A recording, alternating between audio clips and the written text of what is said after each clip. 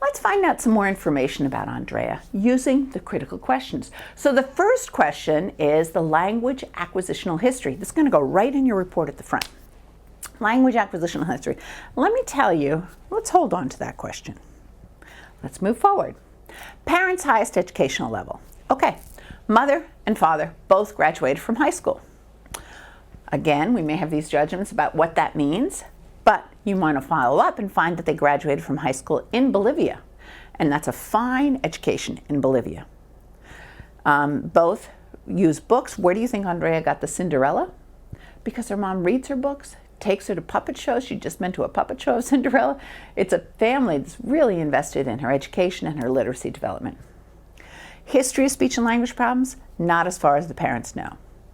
History of academic problems, not as far as the parents know.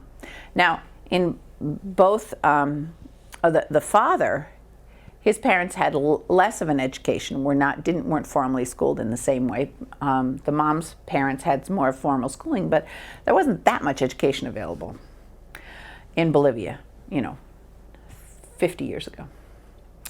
Significant change in the family structure. Well, I can tell you that, yes, there was a significant change. The parents were together, then they separated, but the father keeps very close contact with Andrea and continues. Andrea is now 18, continues to this day. How do her communication skills compare to her peers or siblings? So I would like to tell you that really very few of her peers she doesn't have siblings, only child. Very few of her peers use these kind of structures. Her got only rag and dresses. How is their name? They don't. So you might say, oh, maybe that's evidence of a problem. But if you bring your knowledge of second language acquisition in, then you know actually that there's not a problem, that in fact it's just normal second language acquisition. You might want to ask, who are her peers?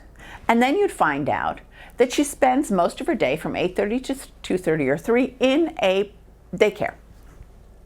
And we have judgments at what daycares are like. What kind of daycare, right? Yeah. Well, let me tell you, if you ask me, I'd tell you. And that daycare was a beautiful daycare in Greenwich Village with great teachers, great resources. It was fantastic daycare. Oh, great. And how is Andrea doing in that daycare? Well, so this is what we've gone from the question of how does his communication skills compare to his peers or siblings. Now we're doing the detective work of finding out what's going on in that school where she has a lot of language, but we're still might be a little thinking about her language. I'm going to tell you why you'd be thinking about it in a minute. Well, because we're working on this with me. So I'll tell you, how does she do in the school? Well, she's doing okay, but she always gets into trouble. She always has a timeout. She often has fights with kids for fighting. She gets in trouble. She's aggressive with the kids. Really? Oh, so we go, problem, emotionally disturbed, problem. She's definitely not. So you want to find out why. Well, she likes to have her stuff, and she's strong-willed, right? That's what you're going to find out. Now, what about the kids in the preschool? Do those speak Spanish? No, none of them speak Spanish. Some of them came from Spanish-speaking homes, but they're all speaking English in the preschool. All the teachers only speak English. Nobody speaks like this. You gotta wonder too, why does she keep saying her only God, her make a carriage, her God-bearing mother, her for God? Why is she using her? The female objective pronoun, like I gave it to her. Why doesn't she say she gave it to her? Andrea would say her gave it to her. Why? Because in Spanish, ella is the same pronoun for the subject and the object. So in Spanish, ella le dio a ella. She gave it to her. It's the same. In English, we have a difference, but guess what? Everybody knows when Andrea says her make a carriage in a pumpkin that she's referring to a third-person singular female. So it's something that's hung on. It's kind of distinguishes her language. She certainly didn't do it for a while, but you want to know about Spanish language acquisition if you're the monolingual evaluator doing this evaluation. Okay. Are her language skills typical? That was about what she would normally do. Any significant increase or decrease? No. How do you know she's smart? Well, she tells great stories. Best communication utterances. This is a great communication utterance. So let's go back to language acquisitional history because we want to find out a little more. So What languages does she speak at home? The mom says, really just English. Really? What language does she speak in school? Really just English.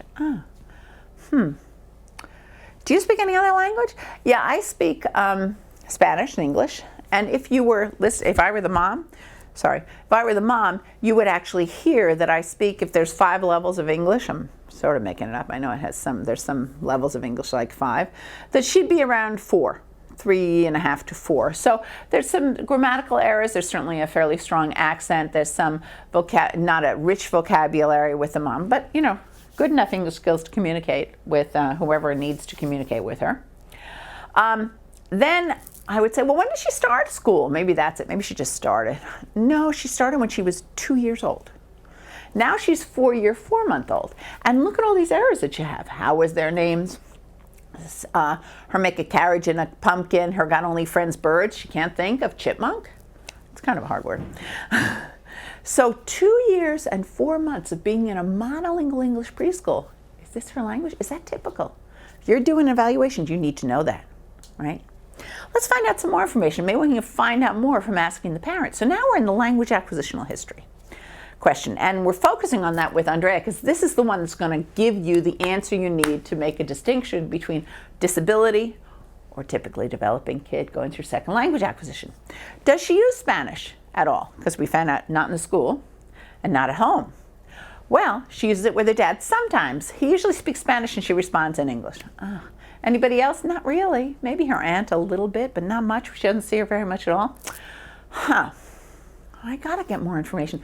Well, I'll tell you what the question is. The question that will really help you. The question you have to say, in this case, which is different in every other case, just as every crime that a detective is put on, they've got to go in and they have a certain set of questions and ways, but really how they make the differentiation between someone who committed the crime and someone who didn't is using their clinical judgment to know which to follow up on, right? So the question that's the key one, we're under language acquisitional history, is how is her language in Spanish when she went to the preschool? And if you ask that question, here's my answer. Her Spanish was completely normal, or maybe advanced for a 2-year-old. Once you get that answer, unless you have the regression of a trauma or meningitis or a seizure disorder or something like that, the kid's typically developing.